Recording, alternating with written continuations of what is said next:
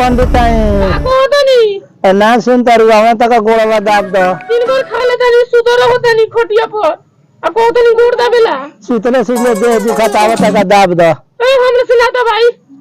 आवा ये पंडित ना आवा तनी बड़ा गोड़ दुखाता दिन भर खाली घूमे के बाद खाए के बाद सूते के बाद कहां से हुई तूने से दाबी नहीं से हां नहीं से दाब ठीक बता तनी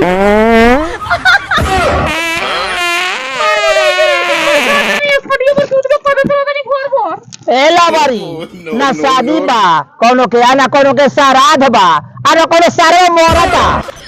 से हम जाई सीधा बारी ले आया सुख श्राद्ध करावे जाई तो ना के न जाए हम तो खाना खुराक केंगे चली पेट कैसे भरी हमनी दोनों व्यक्ति के ए पंडित आई ना कोनो काम सोचे को अब सोचे दा हमरा के अच्छा ठीक बा सोची हाँ ठीक बा चल तन चलवाही में अपना ए तहां से तो बढ़िया हमरा चलवाही में सेवा हो खले बढ़िया से खियाबो कलन से 5 गो तरकारियो भेटले ऊपर से 2 छेक दहियो भेटले आ चले के बेरी हमरा दक्षिणो भेटले ए पंडिताई का कहतनी हमर धोती या कमंडल ले आवा हम चली चलवाही में ठीक बा हम लेके आवतनी जा जातनी अब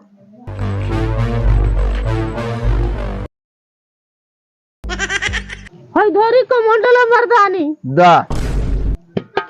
ए पंडिताई का कहतनी कमंडल दे दे मर्दानी दे दे लठिया ले आन दो सब लठिया बाकी रह गई हां ले आवा ठीक बा लेके आवतनी जा लेके आवा हाय धोरी लाठी जाई सुन ले ना पंडिताई दिन जमाना खराब बा अच्छा खाए का कर सवेरी बना ली है सवेरी सूत या केवारी खोल के सूत मार मुदई करे कैसे केवारी को के सुतम सब लोग तो केवारी बन को के सुतल है हां बन क के सूत रहिया बन क के सूत रहिया जाम नु तो सवेरिए चलम ना तो रउआ के रात के ना लौकले इनवा रहले नु घमवा भरता कम लौकले आ जेतने हरियावा ओखले नु त खूब धक्का धक लौकले ठीक हो तनी जितने बुला तनी उतने रउआ हां उतने लौकले हमरा हरियावा में ठीक बजाई सवेरी चल हां सवेरी चल जातरी हो हां जातरी सुते हो खा जा सूत रहिया खाना बनाओ ना ठीक बा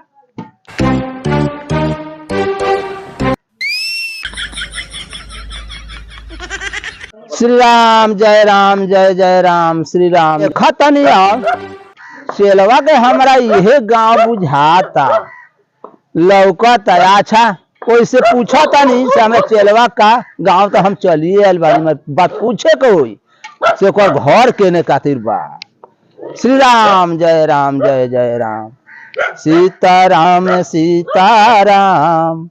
सीताराम कहिए जय विधि राखे राम ओही विधि रहिए राम सीताराम सीताराम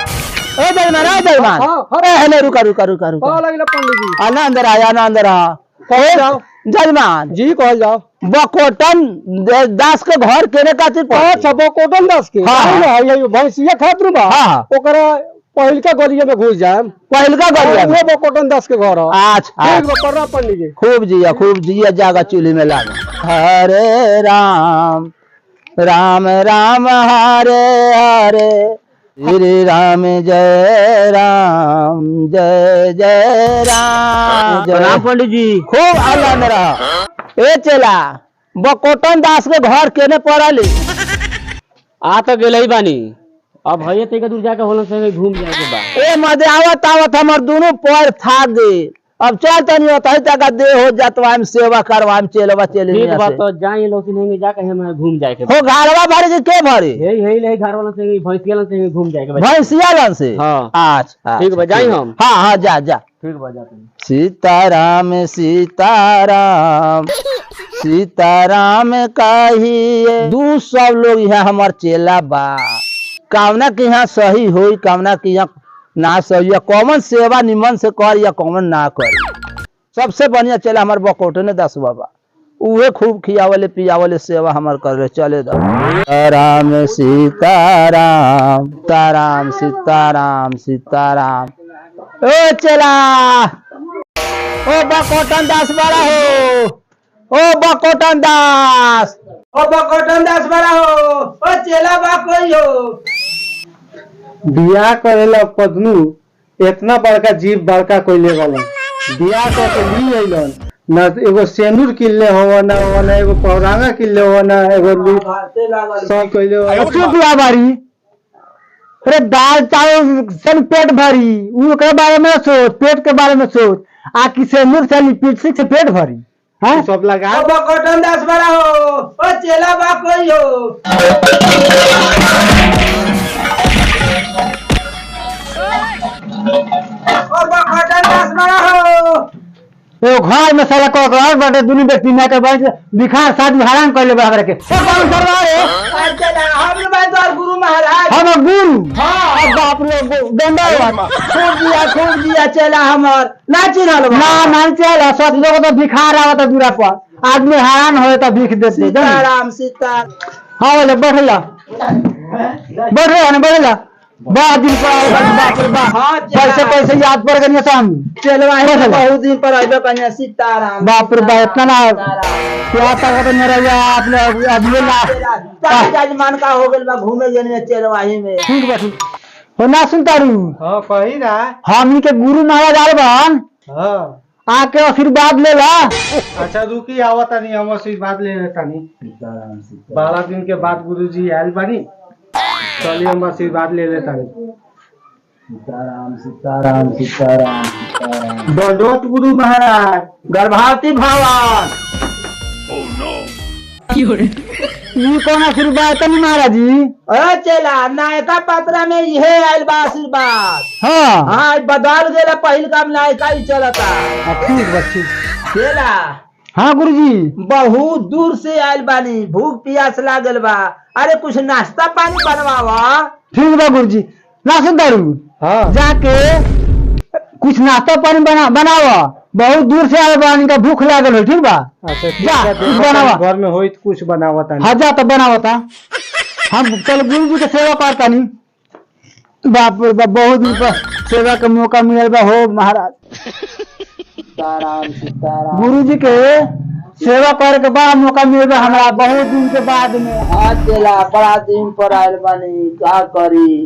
अब आवल तो जात रहलक ना तंका चलवाही बा हां घूमते फिरते आ बिना कहीं तक चला से अपना भेंट कर ली सीताराम सीताराम सीताराम घर में आटा बना चावल बना दाल बना कढ़ी बना दी नहीं पड़िया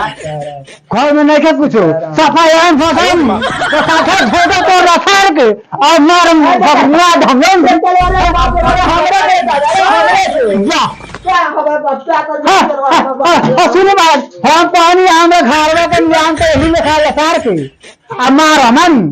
बाप रे बाप अरे के दासा कर दे ना ना बाप रे बाप हम अपना घरवा दिन को नहीं हां ओ घरवा दिया तू हां अपना घरवा दिन को नहीं इन बैठी सेवा कर दी दाब दे बाप रे बाप बैठी सुती हम सेवा करी बाप रे बाप बहुत दूर से आए बानी गोड़ हाथ दुखात है सोए सुती हां हाथ दुखाता चला सीताराम सीताराम सीताराम अरे ना कुछ बना ले जल्दी ले बना के तो गुरुजी के तस्मई चाहिए पूरी चाहिए 4 किस्म के तरकारी चाहिए कहवा से आई कुछ बा हइले ना कथी बनाई हम भूखल हो तो सब हे लखा घुस आए लगन साफा साफा के खाना के साफा घुस आए ए साफा घुस आए नहीं सब काम कर खा दे काम खा दे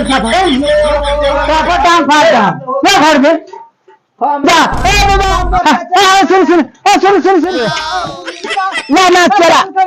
ना हो गए सेवा हम दूसरा चला गया जा ना चला ना अब ना जा हम दूसरा चला गया जा तू जा चला अब जा हम जाते हैं दूसरा चलवाही में अब जा अब चला